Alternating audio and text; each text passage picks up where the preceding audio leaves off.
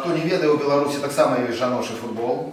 Там толькі одна ліга, хаця, ну, скажем шчыра, і ў мужчынскім футболе две лігі нармальныя засталіся, да, там не будем браць абласныя. Тым не менш, жаночы футбол, што гэта за з'ява, наколькі яна была актуальная, зараз-то яна, ну, выглядае дзіўна. Выбачайце, лік, по-моему, 19-0 аднойчы там у чэмпіянаце быў. Ну, і не аднойчы так. Не аднойчы. Але гэта наступствы агульнай праблемы, якая ніякім чынам не развязваецца, якая застаецца. Бядою Беларусі тое, што частка дзеячоў федэрацыі ножнага шпурляку, яна проста ўспрымае, што жаночы гэта нейкі дадатак, это кшталту дэсерту, які можна не заказваць, а займаюцца толькі. Гэта сур'ёзная справа для мужчынаў, а жанчыны тут недарэчы. Гэта вялікая памылка. У Нямецчыне мы бачым, што некаторыя шпурляркі нямецкія яны больш папулярныя за мужчынаў шпурляроў. І адпаведна на трыбунах збіраецца па 50-60 тысяч чалавек. Велізарная публіка ідзе, публіка заўзімаецца за свае клубы, ультрас пробіваюць выправы за, напрыклад, брэмэнскі Вердер, можа прыехаць 20 тысяч заўзятараў на гульню па жаночым ножным шпурляку. Баюся ўявіць, а там таксама бойкі паміж фанатамі. Вядома. Жаночым шпурляку. Не, ну але асноўную колькасць ультрас, основу ультрас складаюць все адно мужчыны, і яны б'юцца між сабою. Вось, але ёсць жаночыя фірмы. Хутчэй за ўсё. Не, гэта ультрас, якія ходзяць і на мужчынскую каманду, і на жаночую. Не, ну то бок не робяць розніцы. Просто падтрымліваюць, як кажуць, топяць за сваё таварыства. Калі ты прыхільнік старту, ты падтрымліваеш старт ва ўсіх відах. І ёсць каманды, ну, поліспартовыя клубы, тая самая традыцыя ў Грэцыі, напрыклад. Ёсць Панатынайкос. Панатынайкос — гэта каманда і баскетбол. Яны гуляюць і ў кош, яны гуляюць у сетку, яны і ножны шпурляк, і ў іх і воднае пола, і шахматы, і там все, што заўгодна. Яны прыходзяць, падтрымліваюць, ну, на шахах так асабліва не пакрычыш, не падтрымаеш з агнямі, але яны ахвотна ходзяць. Я быў сведкам, таксама ты прыходзіш у палац водных відаў спорту, і воднае пола, каманды гуляюць, жаночыя дзве каманды, Панатынайкос гуляе там з кіркірай, і прыходзяць некалькі, там 2000, ну там невялікія трыбуны, 2000 фанатаў, прыходзяць, запальваюць, і агні, там ідуць дымы.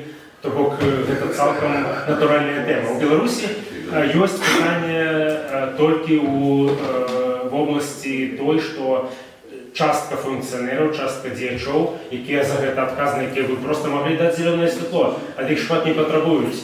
Але яны пачынаюць гаварыць, што ой, справа літаральна цытата, што месца жанчыны ля пліты, так, ля пліты нараджаць і выхоўваць дзяцей — это афіцыйны прадстаўнік, это другі чалавек федэрацыі на той момант. Это ганебная фраза, якую проста немагчыма ўявіць сабе ў Нямецчыне, немагчыма ўявіць сабе ў шэрагу краінаў. Але яны так гавораць, і адпаведна у нас такі ўзровень, што тычыцца, зараз я каротка скажу пра аршанскія каманды. Аршанскія каманды. Тут таксама сустракаюцца лік экстрэмальны, на кшталт там 0,8, 0,12 ёсць, але дзяўчатам не давалі прасторы, дзяўчатам не давалі магчымасці займацца спортам стала, не давалі, яны толькі заснавалі сваю секцыю, пагулялі 2-3 гады, і потым гавораць, а каманды адмініструе, каманды вашай на наступны год мы не заклалі вам бюджэту. Там на той момант у тыя гады былі праблемы істотныя у мужчынскай каманды, якая існавала 10-годдзі дагэтуль. І кажуць, мальцам кажуць, што у вас не будзе, все, у вас няма фінансавання, і мы апусціліся з першай лігі адразу ў абласную. Нават у другую не заявіліся, не было грошай. А жаночым крыху пазней, праз некалькі гадоў, проста сказалі, ну все, ніхто на вас не разлічвае, гуляйце. І яны, ну, безумоўна, проста сышлі, пакінулі спорт.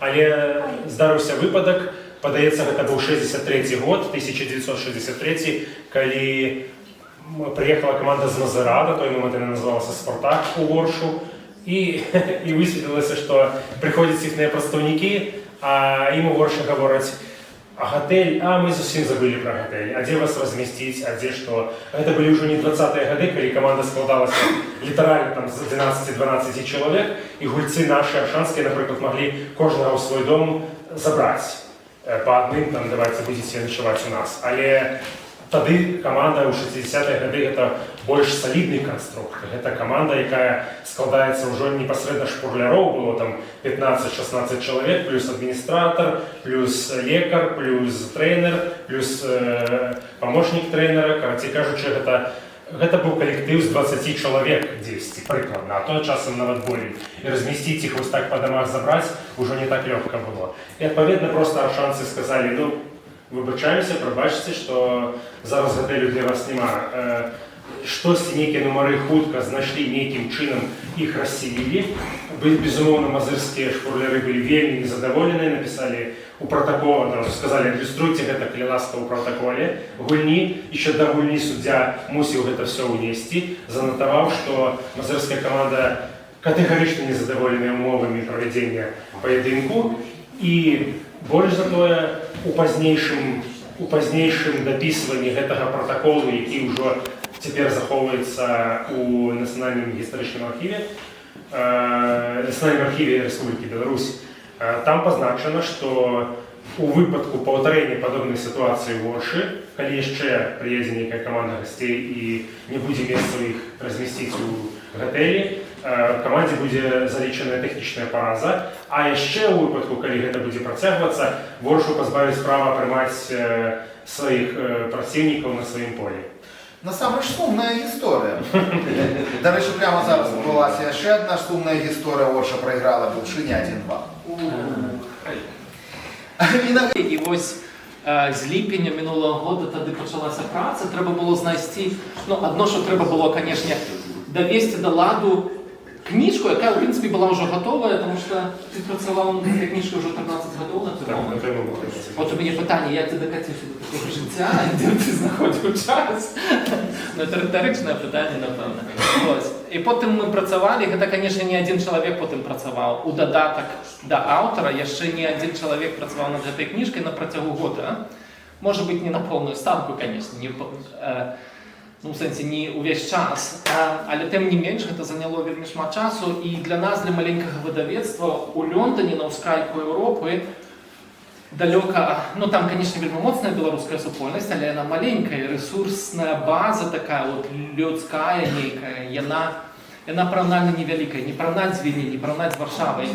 І, канешне, гэта далёка ад таго, дзе Артём жыве і дзе увогуле беларускае жыццё цяпер адбываецца і буяе. І вот логістика, яна наклала свой адбітак, што рэчы адбываліся складана і цяжка у пэўнай ступені, але адначасова для нас у Лондоне гэта было абсолютна логічна гэту кніжку рыхтаваць, выдаваць менавіта ў Лондоне, тому што яна ў значнай ступені грунтуецца, калі не на матэрыялах беларускай дыяспоры, то на традыцыі беларускай дыяспоры, якую яна стварыла і захоўвала і стварала дзесяцігоддзямі. Лондон, не ведаю, я ўвесь час пра гэта кажу, што Лондон гэта адзіны горад у заходняй Еўропе, дзе беларускае жыццё не перарывалася на працягу ўжо амаль 80 гадоў. Ад 1946 года, як там яно ўзнікла, беларускія арганізацыі, тыя самыя арганізацыі, установы, былі выдавецтвы, таксама былі перыядычныя выданні, вось гэта ўжо цягнецца амаль 80 гадоў, ўжо трэцяе пакаленне гэтымі рэчамі займаецца, гэтымі традыцыямі займаецца. І я вельмі спадзяюся, Артём, што ты можаш прыехаць у Лондон і раскапаць яшчэ больш матэрыялаў пра, ну, мы пра гэта з табой размаўлялі, пра спартовае жыццё беларускай эміграцыі, паваеннай хвалі.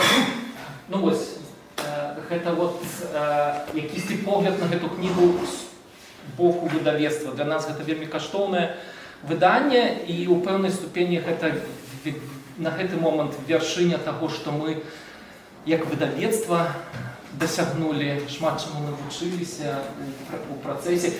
Вельмі шмат набылі сяброў, пра якіх мы не здагадваліся, што яны існуюць у гэтым свеце, таму што, ну, мы пачыналі з класычнай беларускай літаратуры, проза, паэзія і так далей, і тут раптам спорт, і гэта проста адкрывае цэлы новы свет, абсалютна апантаных, вельмі шчырых людзей, якія так, всякімі так справамі.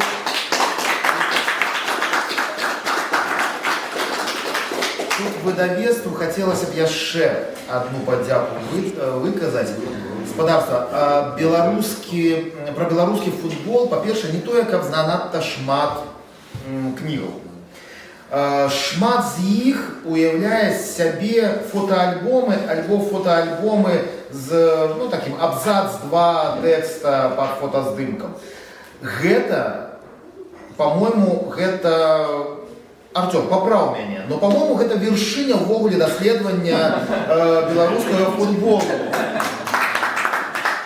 Потому что гэта книга, якая раскопала вельмі шмат архіваў, гэта книга на цвёрдай вокладцы, реально амаль на кожнай старонцы каляровыя ілюстрацыі і вельмі класная поліграфія. Артём, поправіш ці пацвердзіш? Вось за гэта трэба дзякаваць выдавецтву Скарына Прэс, бо гэта неймаверна менавіта сам момант, калі мы з Ігорем размаўлялі, і адбыўся гэты момант вось даверу, што будзем рабіць, што гэтая кніга робіцца. Все, мы пачынаем, старт пайшоў. І было вельмі цікава, бо на самом пачатку я думаў, што працэс выбару выдавецтва агулам будзе досыць цяжкім і доўгім. Гэтая тэма не настолькі захапляе людзей агулам у Беларусі, калі ў ангельшчыне выходзіць кніга пра гісторыю ножнага шпарліку, выходзіць амаль штодня. Я размаўляю з гісторыкамі рознымі там брытанскімі, там бясконца. Там сёння у Шатландыі, заўтра ў Валіі, пазаўтра дзесьці ў ангельшчыне чарговая, у Тоттенгему там ці якога-небудзь іншага клубу Лестер-Сіці па 3-4 чалавекі займаюцца гісторыяй, і яны паміж сабою там пазнаёміліся толькі на прэзентацыях адзін аднаго, кожны робіць некую сваю барану, вось ён выбраў і вось ён там працуе. Таму тут сам момант, калі я чуў, што вераць у мою кнігу, што патрэбліваюць, што гэтая кніга будзе, гэта быў паваротны момант, гэта была тая самая хвіля патрэбная, якая спрычынілася проста да паўстання гэтай кнігі, да таго, што мы яе выдалі, мы яе надрукавалі, мы яе зрабілі. Гэта цяжкі шлях. А тое, што вяршыня ці не вяршыня, ужо на вяршыні выдавецтва Скарына, дзякуючы таму, што ніхто гэтага не браўся рабіць, ніхто ў такой ступені, можа быць, не разумеў патрэбу беларусаў у сваёй гісторыі ножнага шпарляку. Акрамя таго, гэта далёк не адзінае даследаванне, гэта далёк не адзіная кніга пра ножны шпарляк Беларусі. Пытанне толькі ў тым, што ніхто не выдаваў гэтага раней па-беларуску, пра беларускі менавіта ножны шпарляк. І гэта вельмі прыкра, бо, на жаль, спорт застаецца спрэс-русіфікаваным у Беларусі. Все кнігі, якія выходзілі, амаль усе кнігі, якія выходзілі пра гісторыю беларускага ножнага шпарляку, гэта расійскамоўныя кнігі. Былі даследаванні грунтоўныя, цікавыя, прысвечаныя розным клубам, розным рэгіёнам, але, ну так, гэта даволі поўнае даследаванне, гэта даволі грунтоўнае, тое, чаго не сустракалася яшчэ раней у іншых, гэта правда, так.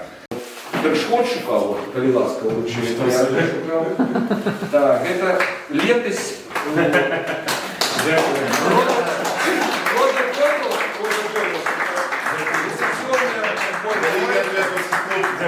Каб ты нагадывала табе, што трэба запісаць, это пра Беларусь, вось. Такого я не чакаў даклада. Калі ласка. Ну, запрашаем у госці.